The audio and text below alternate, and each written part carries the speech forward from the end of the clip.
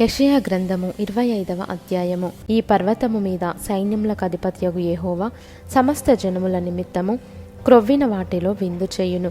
మడ్డి మీదనున్న ద్రాక్షరసముతో విందు చేయును. మూలుగు గల క్రొవ్విన వాటితో విందు చేయును. మడ్డి మీది నిర్మలమైన ద్రాక్షరసముతో విందు చేయును. సమస్త జనముల ముఖములను కప్పుచున్న ముసుకును, సమస్త జనముల మీద పరచబడిన తెరను ఈ పర్వతము మీద ఆయన తీసివేయును.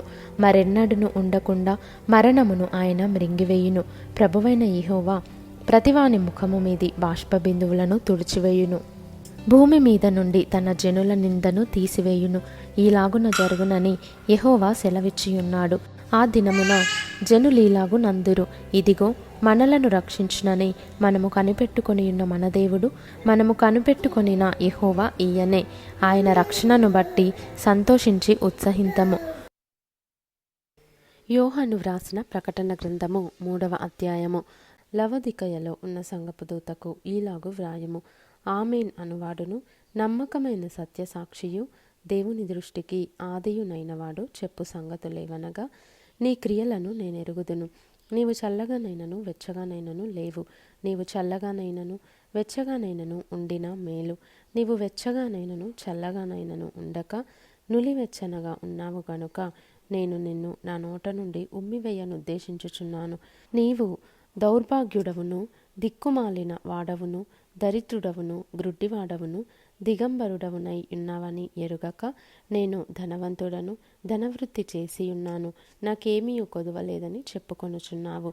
నీవు ధనవృద్ధి చేసుకొనున్నట్లు అగ్నిలో పుటము వేయబడిన బంగారమును, నీ దిశముల సిగ్గు కనబడకుండునట్లు ధరించుకొనుటకు తెల్లని వస్త్రములను, నీకు దృష్టి కలుగునట్లు నీ కన్నులకు కాటుకను నా యొద్ద కొనుమని నీకు బుద్ధి చెప్పుచున్నాను.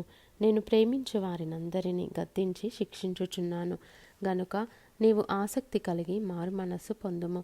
ఇదిగో నేను తలుపునొద్ద నిలుచుండి తట్టుచున్నాను. ఎవడైనను నా స్వరము విని తలుపు తీసిన ఎడల నేను అతని యొద్దకు వచ్చి అతనితో నేనును, నాతో కూడా అతడును భోజనము చేయుదుము. నేను జయించి నా తండ్రితో కూడా ఆయన సింహాసనమునందు కూర్చుండి ఉన్న ప్రకారము జయించు వానిని నాతో కూడా నా సింహాసనమునందు కూర్చుండనిచ్చేదను. సంఘములతో ఆత్మ చెప్పుచున్న మాట చెవిగలవాడు వినుగాక. లూకా సువార్త 14వ అధ్యాయము.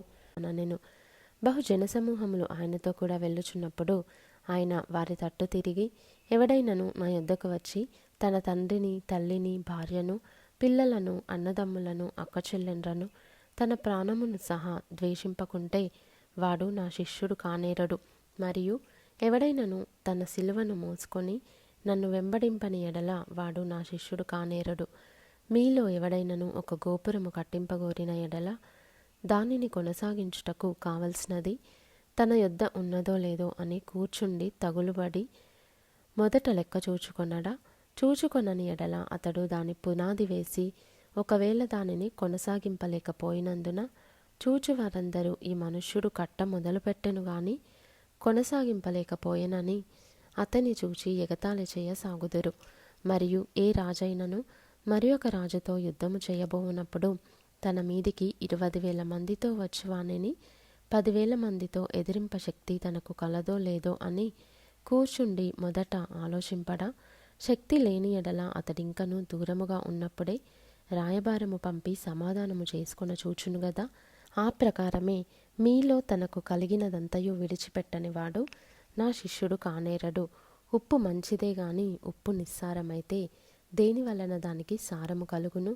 అది భూమికైనను ఎరువుకైనను పనికిరాదు గనుక దానిని బయట పారవేయుదురు.